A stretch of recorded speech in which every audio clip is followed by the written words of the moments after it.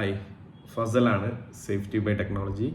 അപ്പോൾ ഞാൻ ഈ വീഡിയോയിൽ ജസ്റ്റ് ഒരു ക്യാമറകളെ കുറിച്ച് CCTV ക്യാമറകളെ കുറിച്ചൊരു അവയർനെസ് തരാൻ ഉള്ള വീഡിയോ ആണ്.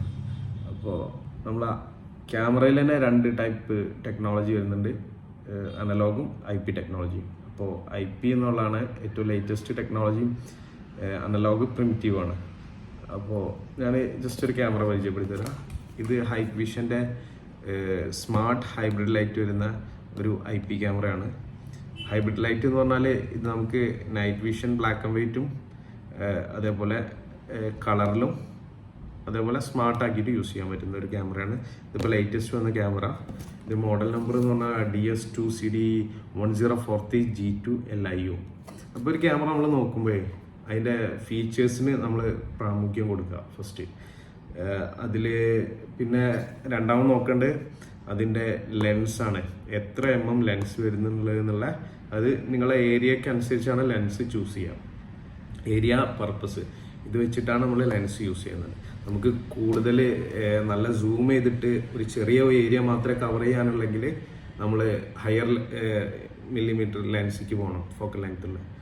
അപ്പോൾ ഒരു 8mm 12mm ആ റേഞ്ചിലേക്ക് പോകേണ്ട ആവശ്യം വരും.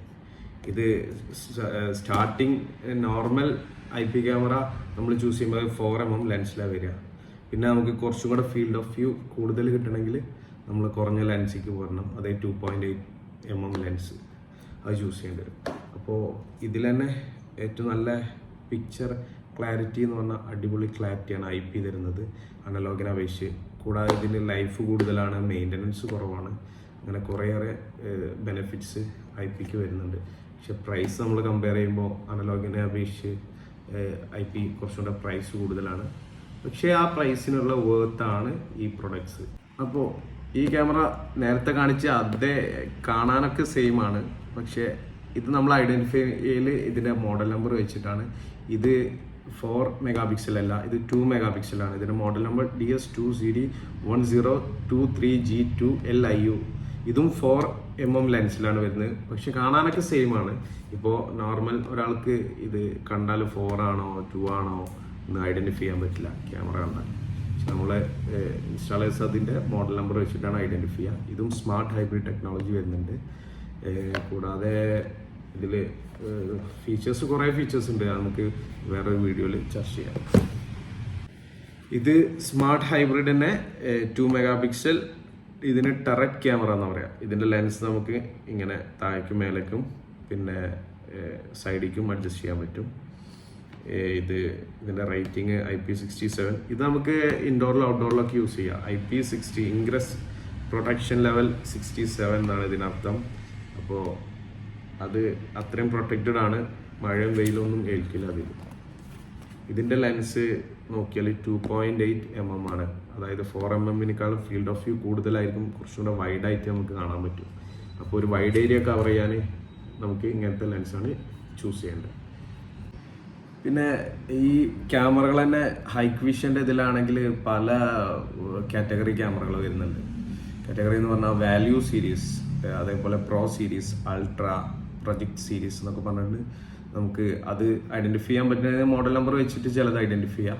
പക്ഷേ അതിനനുസരിച്ച് അതിൻ്റെ ഡാറ്റ ഷീറ്റ് വെച്ചിട്ടാണ് നമ്മൾ കാര്യങ്ങളൊക്കെ നോക്കിയിട്ട് ആണ് ചൂസ് ചെയ്യുന്നത്.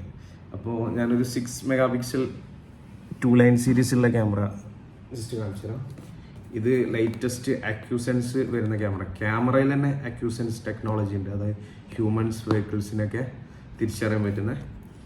ഇത് 2 ലൈൻ സീരീസ്, അതായത് 1 ലൈൻ സീരീസ്, 2 ലൈന്, 3 ലൈന് അങ്ങനെ സീരീസ് വരും. അത് ഹയർ സീരീസ് ആണത്. അപ്പോൾ ഇതിൻ്റെ മോഡൽ നമ്പർ DS2CD2063G2IU. ഇതൊക്കെ ഇൻബിൽറ്റ് ഓഡിയോ ഉള്ള ക്യാമറകളാണ്. ഇപ്പോൾ ഈ സ്മാർട്ട് ഹൈബ്രിഡ് ആയാലും ഈ 2 ലൈൻ സീരീസ് ആയാലും ഒക്കെ ഇൻബിൽറ്റ് ഓഡിയോ ഉണ്ട്. അപ്പോൾ നമുക്ക് നമ്മുടെ വീഡിയോയുടെ കൂടെ ഓഡിയോ കൂടെ ഉണ്ടെങ്കിൽ കുറച്ചുകൂടെ ഒരു നല്ലൊരു എക്സ്പീരിയൻസ് ആവും. ഇപ്പോൾ ഫുട്ടേജ് എടുക്കുമ്പോഴും നമുക്കത് വിത്ത് ഓഡിയോ ആകുമ്പോൾ അത് വേറൊരു അനുഭവമായിരിക്കും.